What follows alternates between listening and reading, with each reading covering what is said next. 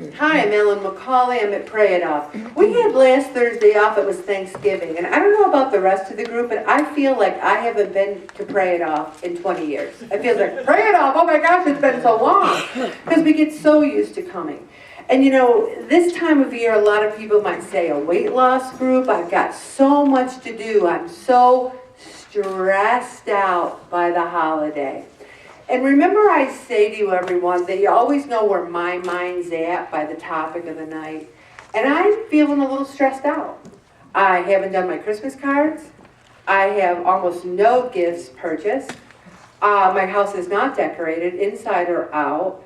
I have commitments on so many days already in December. And then someone sent me an email, Ellen, could you come to my house on December 13th? I have all these antiques and collectibles I want you to appraise. How's 1 o'clock? And I'm like, what? I can't do that. So I said, oh, I'd love to, but it's a hectic time of the year. I said no. I was proud of myself. That's one of the things we have to do is say no. And another thing we have to do is really, especially me, I'm doing this for me. What is Christmas? What is Christmas? What's so interesting about it is I personally get so stressed out by the trappings, by the cards, the gifts. Does my house look good? If I have people over, is it clean? Is it this? How often do we miss that it's Christ? Christ must. So often Christ is missing from his own birthday party. Imagine June 25th, it's my birthday.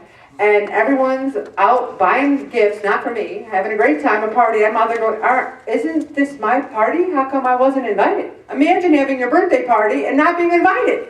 That sounds crazy, doesn't it? Who would throw you a birthday party and not invite you?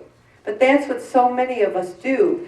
And we don't even mention Christ. I know families that sing happy birthday. Happy birthday, dear Jesus. And I think that's a fun thing to do. Anybody here do that? Anybody's family sing happy birthday to Jesus? I think that's a fun thing to do.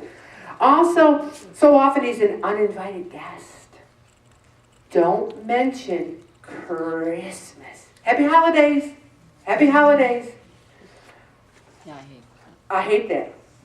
I say, if it was Happy Holidays, then December 25th would be holiday. It wouldn't be Christmas. That's our day. Do not take it away from us. It's Christmas. It's Christ's birthday. Let's not take it away from ourselves. The invitation is unconditional and lasting love. That's what Jesus gives us. He gives us that gift on Christmas. Does he say to us, when you lose 20 pounds, I'll love you then? Does he say, well, you kind of ignored me most of the year, so forget about you. I'm going to be with some people who love me more. Does he say, well, you really sinned a lot this year, so forget it. You haven't even gone to confession. Don't love you. Unconditional love. When you wrap your head around that, you know, as a mother, as a father, you love your children unconditionally. Now, if they come home and they flunk out of college, and you're like, wait a minute, you flunked out of NYU? That's not a true story, by the way. And I paid $1 gazillion, and I am sacrificing all this, that's it. I don't love you anymore. Get out. Now, you might be mad as heck, you might be disappointed, but there shouldn't be strings or anything on unconditional love. And you know what's so funny? I asked Bob last night, I did this. I said, Bob, name one present you got last year. I couldn't think of one thing. I could not think of one gift. I wrapped my hand, I'm like, well, what did the kids send me? Well, what did I get? I said, well, how about 2 years ago? I know there must have been a book or a movie, but I couldn't tell you which one, because I like books and movies. But is it about what we get? Does anyone say, well, I had the best Christmas ever, I got a blah blah? I think to myself, I spend so much time worrying and stressing and upset about what is the present when we sat here and he goes, didn't I get work boots? I go, Bob, that doesn't count. You get work boots every Christmas. That's a safe answer, because isn't there underwear? Oh, I got underwear every Christmas. But if we spend so much time worrying about the gifts or worried about the food, what are we going to eat? What are we going to eat? Or are we thinking about Christ? How do we save ourselves from the emptiness? I don't know about you guys, but so often I would go through that January depression. Christmas is over. We live in Syracuse. The weather's so bad. What do I would really have, anybody have a January funk besides me? Ever since Pray It Off, I have not had a January funk. It's section 15. We got stuff to do here, girls and boys. The greatest story ever told is throughout the Bible. Salvation awaits anyone who believes in Jesus, no matter what our faults or failures or financial or family situation.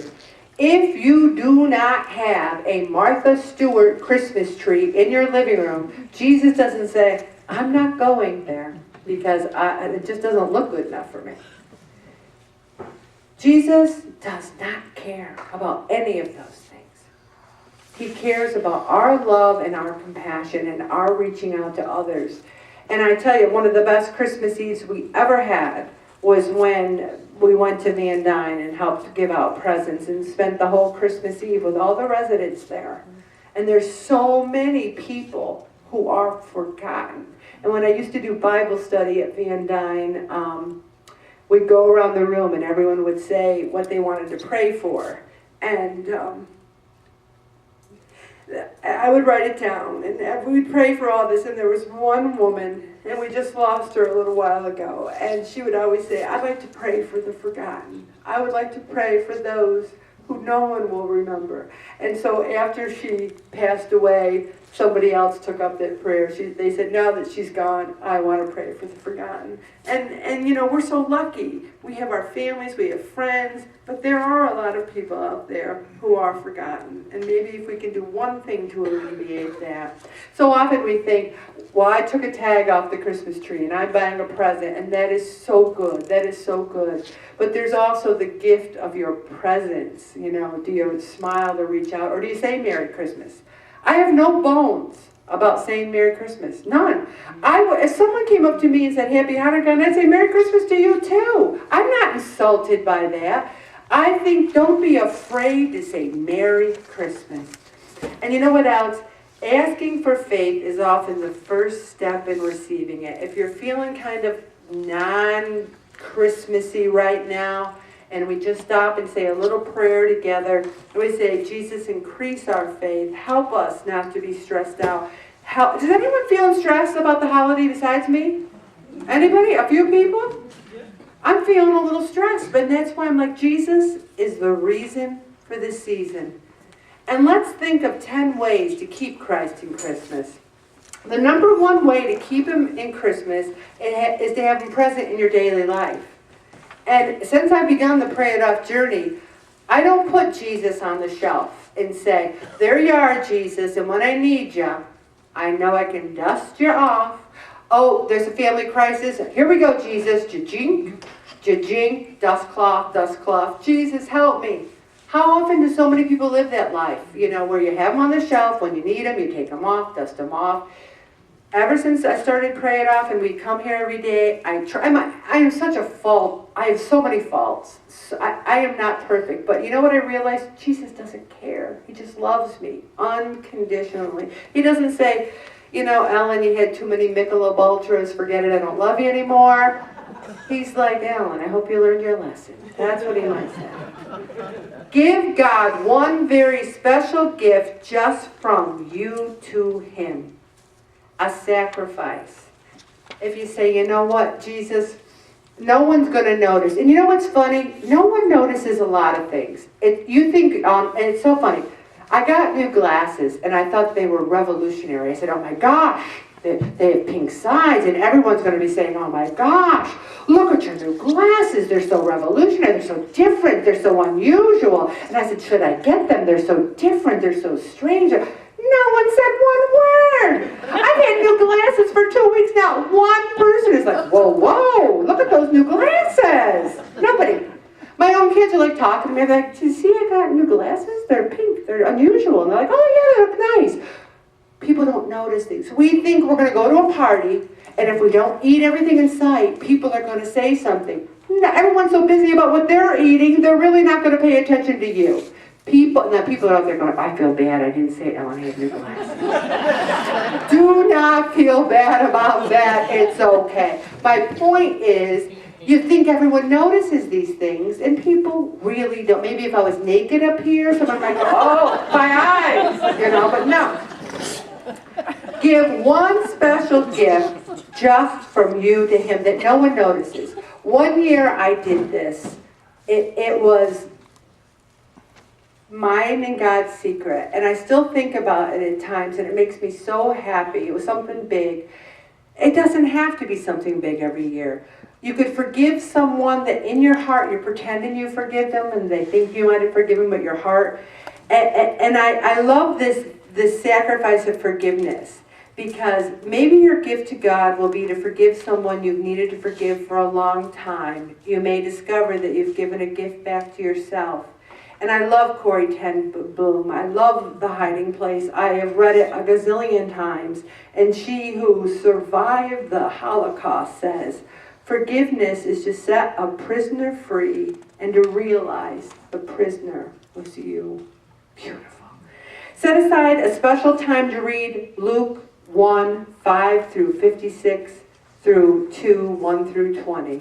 Just sit around and read the Bible. Have each person in your family read a little bit of it. I'm going to do that. I've got professional actors in my family. It's going to be a beautiful thing. I might videotape it and put it on the blog. Maybe I will. I'm going to write that down. Blog it. And then you'll be like, great, now I don't have to read it. I'll just watch Ellen's blog. Set up a nativity scene in your house.